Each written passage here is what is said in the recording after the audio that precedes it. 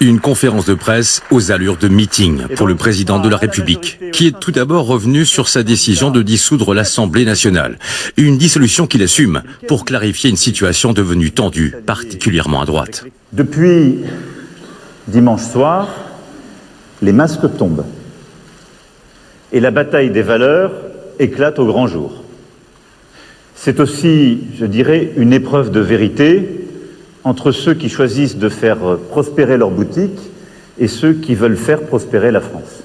Et pour essayer de redonner une impulsion à sa petite entreprise Renaissance, Emmanuel Macron a ensuite rejoué la carte du « après moi le chaos », répétant comme en 2022 qu'il incarne l'unique solution pour contrer l'extrême droite et l'extrême gauche.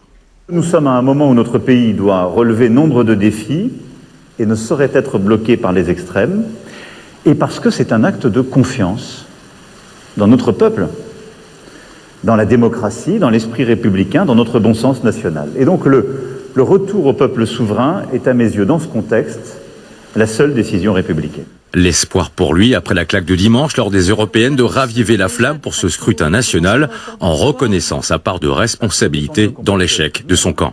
J'ai une responsabilité dans le fait que sans doute je n'ai pas apporté de réponse assez rapide et radicale à des inquiétudes légitimes qu'avaient nos compatriotes. Mais difficile d'ici le 30 juin, date du premier tour des législatives, de récupérer les voix du centre, à droite comme à gauche, et éviter, je cite, de donner les clés du pouvoir à l'extrême droite en 2027. Un vote du compromis comme l'imagine le chef de l'État avec en ligne de mire la présidentielle de 2027.